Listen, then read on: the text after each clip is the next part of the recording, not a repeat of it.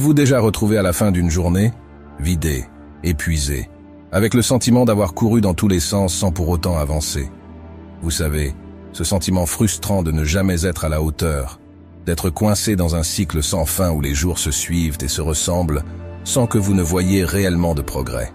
Que ce soit au travail, dans vos relations personnelles, ou même dans la manière dont vous gérez votre propre vie, il est facile de se sentir submergé, perdu dans un flot de responsabilités et de pressions extérieures.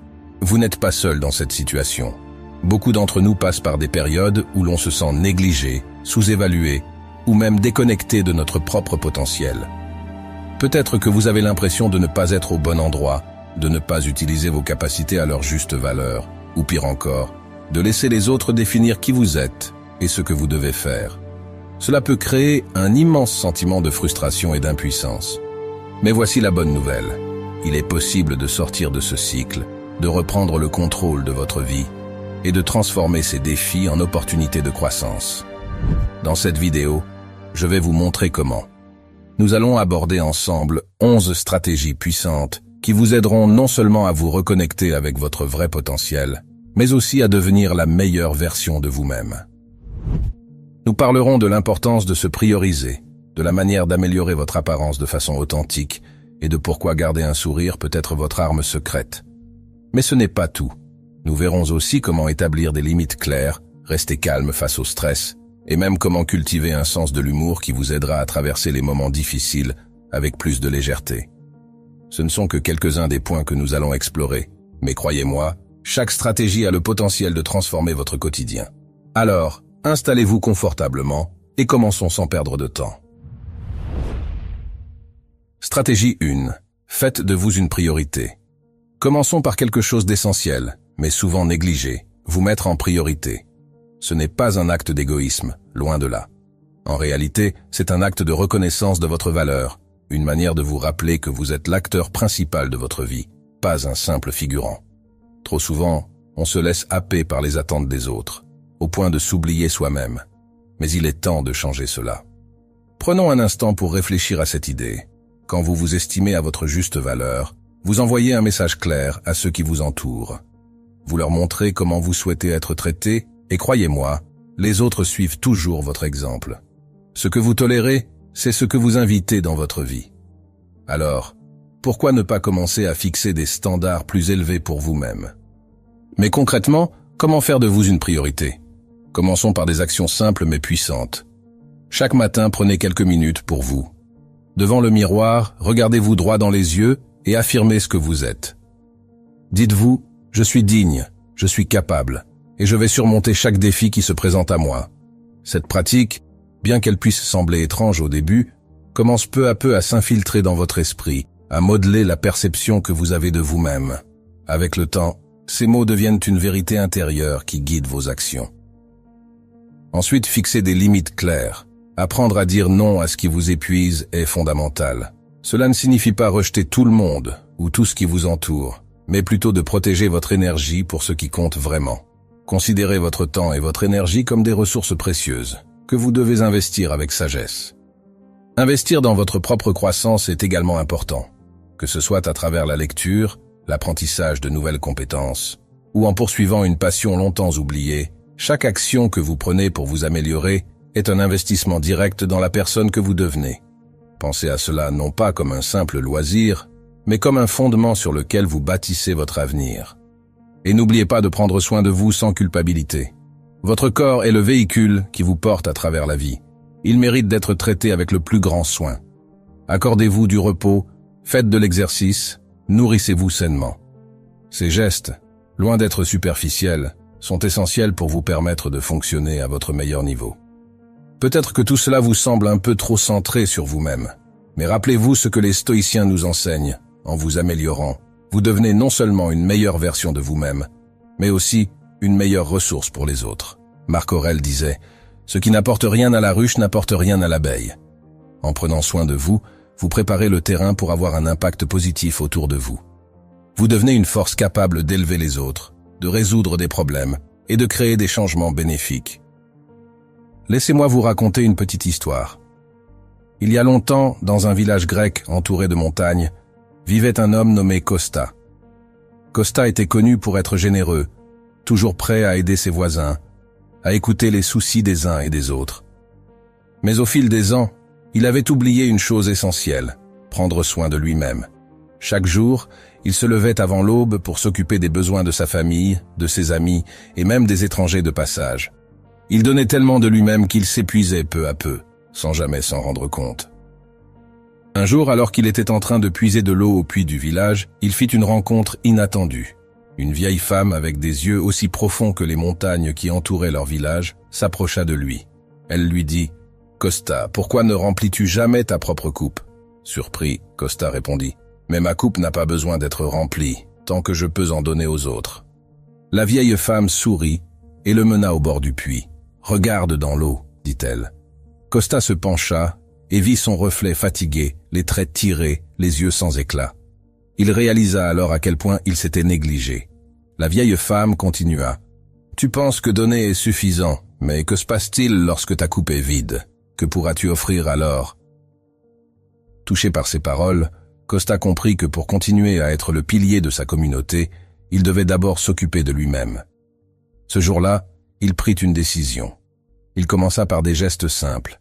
Chaque matin, il se réservait du temps pour lui, pour méditer, pour se rappeler ses forces et ses valeurs. Il apprit à dire non quand il le fallait, à poser des limites pour préserver son énergie.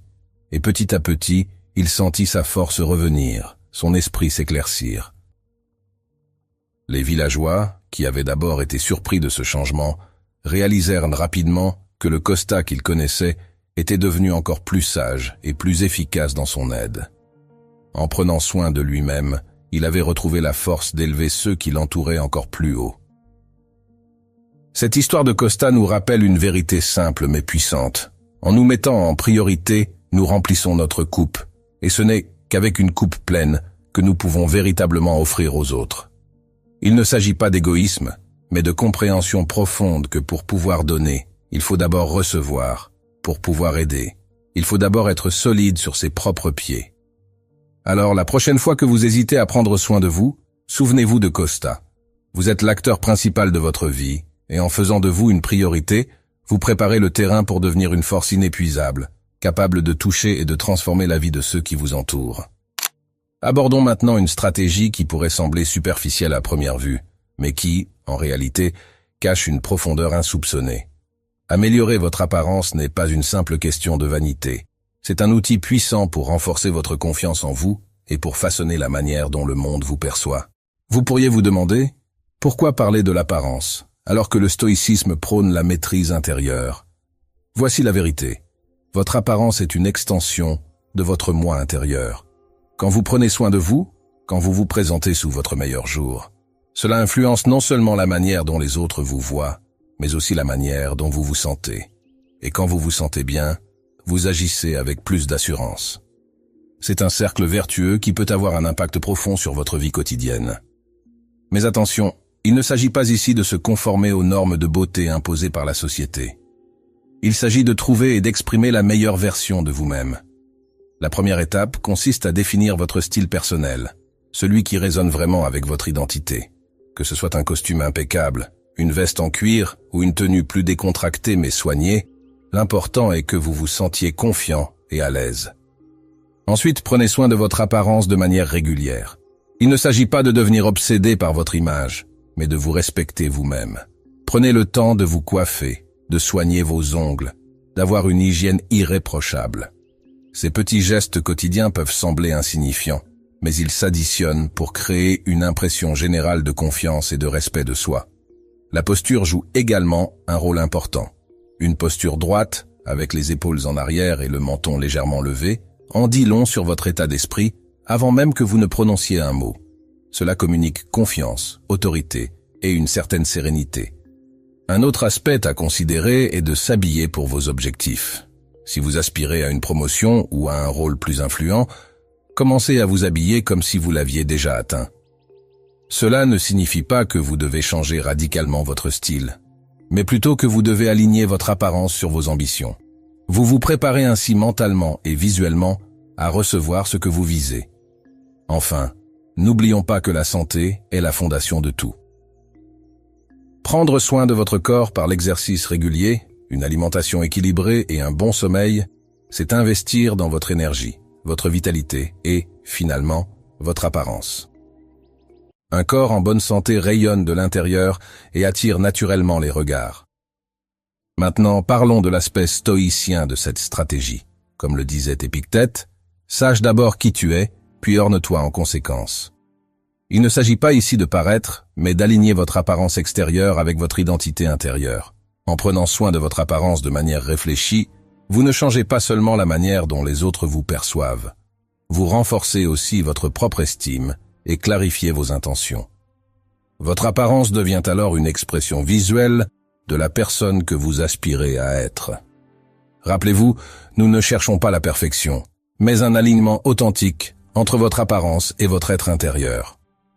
Comme Marc Aurèle l'a si bien dit, vous avez du pouvoir sur votre esprit, pas sur les événements extérieurs. Réalisez cela et vous trouverez la force. En prenant le contrôle de votre apparence, vous exercez ce pouvoir, façonnant ainsi la manière dont vous vous présentez au monde et dont vous interagissez avec lui. Parlons d'une des armes les plus simples et pourtant les plus puissantes à votre disposition, votre sourire. Cela peut sembler anodin, mais le sourire est bien plus qu'un simple geste. Il a le pouvoir de transformer non seulement votre propre état d'esprit, mais aussi l'énergie autour de vous. Un sourire, c'est comme une clé qui peut ouvrir bien des portes, tant sur le plan personnel que professionnel. Lorsque vous souriez, votre cerveau libère un cocktail chimique de dopamine, d'endorphine et de sérotonine, les hormones du bonheur. Ce n'est pas une théorie abstraite, c'est une réalité physiologique. Et le plus étonnant, c'est que même un sourire forcé peut déclencher ce processus. Vous n'avez même pas besoin de vous sentir heureux pour commencer. Le simple fait de sourire peut changer la manière dont votre cerveau interprète vos émotions. Le sourire, c'est aussi une force sociale incroyablement puissante.